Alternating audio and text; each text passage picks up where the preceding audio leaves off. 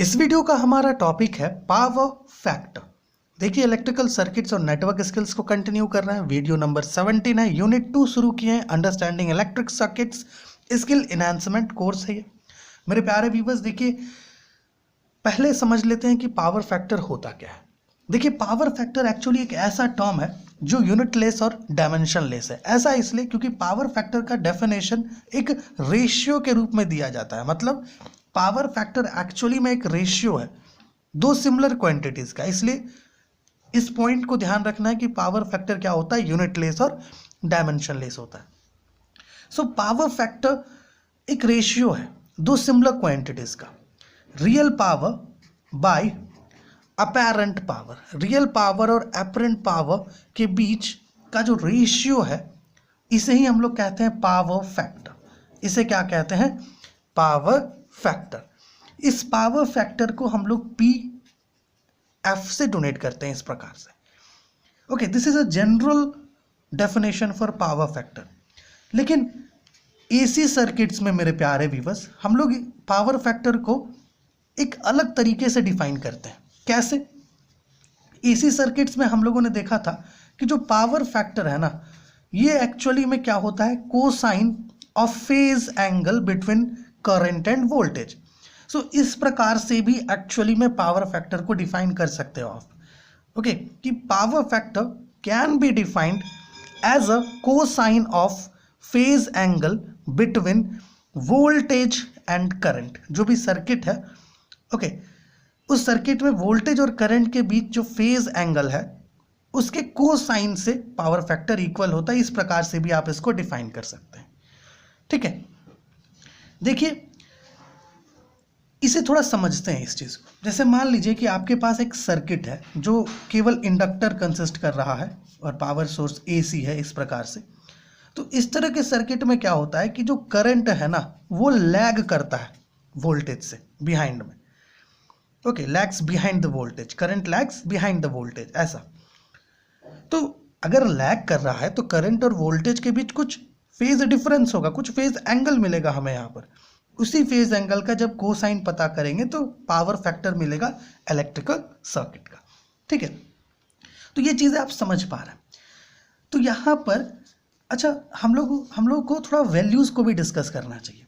देखिए, power factor का जो वैल्यू है ना, ओके, चूंकि हम लोगों ने देखा कि पावर फैक्टर क्या है, यूनिटलेस और डायमेंशनलेस है। तो जो पावर फैक्टर है, इसका वैल्यू एक्चुअली में 0 और 1 के बीच लाई करता है, 0 एंड 1 के बीच। मान लीजिए कि आपका पावर फैक्टर 0 है।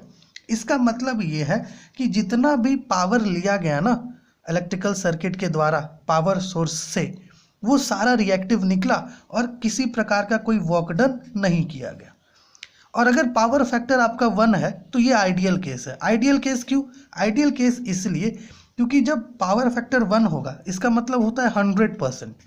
इट मीन्स है कि जो भी आपका सिस्टम है, इलेक्ट्रिकल सिस्टम, वो जो भी पावर ड्रॉ कर रही है आपका पावर सोर्स से, वो उस सारे पावर को वर्क में या फिर आउटपुट में कन्वर्ट कर रही है। बट ऐसा पॉसिबल नहीं है, इसलिए 1 को हम लोग क्या कर रहे हैं, आइडियल ले रहे हैं। ठीक है, सो पावर फैक्टर का जो वैल्यू है वो 0 और 1 के बीच रहता है। ठीक है ना, ध्यान रखना है। थोड़ा देखिएगा, यहाँ पे हम लोग लिखे हैं power factor is the ratio of real power, जिसे आप एक्टिव पावर भी कह सकते हो, रियल पावर को, to the apparent power in an electrical power system. It's a measure of how effectively. देखिए, हम लोगों ने यहाँ पे दो डेफिनेशन देखा, दो तरीके से पावर फैक्टर को डिफाइन कर सकते हैं। लेकिन पावर फैक्टर का कुछ फिजिकल मीनिंग भी होता है, और यहाँ पे हम लोगों ने ये जो आप देख रहे हो, ये एक्चुअली में फिजिकल मीनिंग है पावर फैक्टर का। It's a measure of how effectively the current drawn from the power source is converted into useful output. ठीक है, पावर सोर्स से आपका इलेक्ट्रिकल सर्किट या लोड जो करंट ड्रॉ कर रहा है, उस करंट को वो कितना इफेक्टिवली आउटपुट में कन्वर्ट कर रहा है। ओके, दैट इफेक्टिवनेस का जो मेजर है, उस इफेक्टिवनेस का या फिर उस का जो मेजर ही कहेंगे, उसे ही हम लोग पावर फैक्टर कहते हैं। ठीक है, यहाँ देखिएगा, power factor p f is equal to real power, जिसे पी से डोनेट करते हैं, और अपरेंट पावर जिसे एस से डोनेट करते हैं। ओके, इस चीज़ को हम लोगों ने पिछली वीडियो में डिस्कस किया है। Real power, apparent power, reactive power, ठीक है, ये सारी चीज़ों को।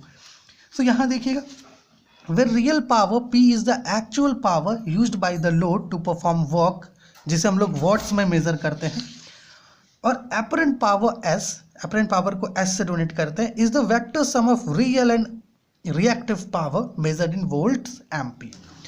फिर देखिएगा यहाँ पे हम लोगों ने लिखा है power factor is usually expressed as a value between 0 and 1।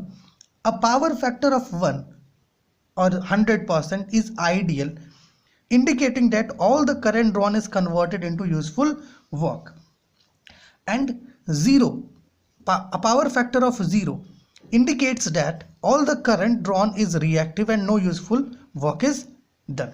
ये पहला हिस्सा है। दूसरा जो डेफिनेशन है, मतलब जो दूसरे तरीके से जो आप डेफिनेशन दे सकते हो, वो हम लोगों ने यहाँ लिखा है, देखिएगा, power factor is defined as the cosine of the angle between voltage and current. Okay, जैसे हम लोगों ने एक सर्किट लेके आपको बताया था, ideally in AC circuits the phase difference between voltage and current is 0। देखिए आइडियली क्या होता है, वोल्टेज और करंट के बीच जो फेज डिफरेंस होता है ना, वो 0 होता है आइडियली, मतलब आइडियल केस के लिए। मतलब आइडियल केस कब आता है, जब आपका सर्किट प्योरली रेजिस्टिव होता है। जब प्योरली रेजिस्टिव सर्किट होता है तो उस केस में आपका वोल्टेज और करंट दोनों फेज में होता है, इसके वजह से फेज डिफरेंस 0 होता है। और जब फेज डिफरेंस 0 होगा तो कॉस 0 का वैल्यू क्या मिलता है, 1। और अभी हम लोगों ने आपको बताया कि अगर पावर फैक्टर 1 होगा तो वो आइडियल केस होता है, इसलिए यहाँ पे ऐसा लिखे हम लोग कि ideally in AC circuits the phase difference between voltage and current is 0, ठीक है। But practically there exist some phase difference between the two. Practical cases पे क्या क्या आ जाएगा, प्रैक्टिकल केस में आएगा आपका जब सर्किट प्योरली कैपेसिटिव होगा, या फिर जब सर्किट आपका प्योरली इंडक्टिव होगा।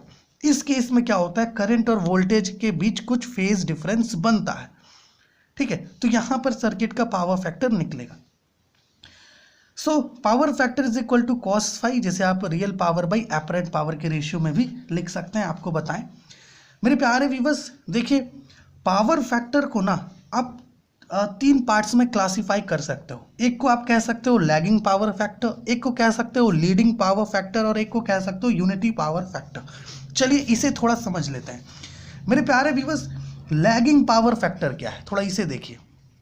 लैगिंग पावर फैक्टर, देखिए होता क्या है ना कि जब आपका सर्किट प्योरली इंडक्टिव होता है तो इस केस में, प्योरली इंडक्टिव सर्किट के केस में जो करंट है ना वो वोल्टेज को लैग करता है, मतलब करंट जो है वो वोल्टेज के बिहाइंड लैग करता है, ठीक है। तो जिस भी सर्किट में करंट वोल्टेज को लैग कर रहा है उस सर्किट का पावर फैक्टर को हम लोग कहते हैं लैगिंग पावर फैक्टर, ठीक। और मान लीजिए किसी सर्किट में करंट आपका वोल्टेज को लीड कर रहा है तो उस तरह के सर्किट, मतलब उस तरह के सर्किट का पावर फैक्टर को हम लोग कहते हैं लीडिंग पावर फैक्टर। और ऐसा सर्किट कौन होता है, purely capacitive circuit. Purely capacitive circuit जिसमें आपका केवल कैपेसिटर है, वैसा सर्किट्स प्योरली कैपेसिटिव होता है। उस केस में मतलब इस तरह के सर्किट्स में करंट वोल्टेज को लीड करता है, ठीक है। तो इस तरह के सर्किट्स का जो पावर फैक्टर होगा उसे हम लोग कहेंगे लीडिंग पावर फैक्टर, ओके। और जब आपका आई और V के बीच किसी प्रकार का कोई फेज डिफरेंस ना हो, दोनों सेम हो, तो इस तरह के केस में जो आपका इलेक्ट्रिकल सर्किट है उसका पावर फैक्टर कहलाएगा यूनिटी पावर फैक्टर। और ये कब होता है, जब आपका सर्किट प्योरली रेजिस्टिव होता है, ठीक है। सो ये चीज़ें तो एसी सर्किट्स में हमें पढ़ना है, यहाँ नहीं पढ़ना। हम लोग एक्स्ट्रा चीज़ें आपको इसलिए समझाएं ताकि यहाँ पे डेफिनेशंस को आप ग्रैब कर सकें, ठीक है। Power factor can be lagging, leading और unity. Lagging power factor in a circuit when the current lags behind the voltage, current जब बिहाइंड वोल्टेज के बिहाइंड लैग करता है, then the power factor of the circuit is known as lagging power factor. The power factor lags when the circuit is purely inductive. ध्यान रखिएगा, अभी हम लोग आपको बताएं ये इंडक्टिव वाला डायग्राम लेकर के। Leading power factor, when the current in the circuit leads the voltage, then the power factor of the circuit is said to be leading. A capacitive circuit has a leading power factor, ठीक। The power factor is unity for ideal circuits. Ideal circuit कैसा circuit होता है अभी आपको बताएं। Ideal circuit में क्या होता है, पावर फैक्टर 1 होता है, और 1 का पावर फैक्टर होने का क्या मतलब है कि जो भी पावर लिया गया, जो भी करंट लिया गया, वो सारा वर्क में कन्वर्ट हुआ, जो पॉसिबल नहीं होता है, इसलिए आइडियल केस होता है यूनिटी वाला। The power factor is unity for ideal circuits, ठीक है, आइडियल सर्किट्स के लिए। The power factor is unity when the current and voltage are in phase, और करंट और वोल्टेज का किस में फेज में रहता है, जब सर्किट आपका प्योरली रेजिस्टिव होता है। इस प्रकार से करंट लैग्स को शो कर सकते हो आप। For lagging power factor, current lag आपका, करंट जब आपका वोल्टेज से लैग कर रहा है, इसे इस केस में जो इलेक्ट्रिकल सर्किट होगा उससे कहेंगे लैगिंग इलेक्ट्रिकल सर्किट होगा, उसका पावर फैक्टर को कहेंगे लैगिंग पावर फैक्टर। जब आपका करंट लीड कर रहा होगा तो इस तरह के केस में जो इलेक्ट्रिकल सर्किट होगा उसका पावर फैक्टर कहलाएगा लीडिंग पावर फैक्टर, और जब फेज में रहेगा तो यूनिटी पावर फैक्टर कहलाएगा, ठीक है। तो कुछ और चीज़ें बाकी रह गया है डिस्कस करना। तो अगर किसी भी इलेक्ट्रिकल सर्किट का पावर फैक्टर अगर लो है तो उसका मतलब क्या है, उसका मतलब ये है कि वहाँ पे एनर्जी का ज़्यादा लॉस होगा, सिस्टम का एफिशिएंसी कम होगा, इलेक्ट्रिसिटी बिल ज़्यादा आएगा, इक्विपमेंट्स का ओवरहीटिंग होगा। इन चारों पॉइंट्स को ध्यान रखिएगा।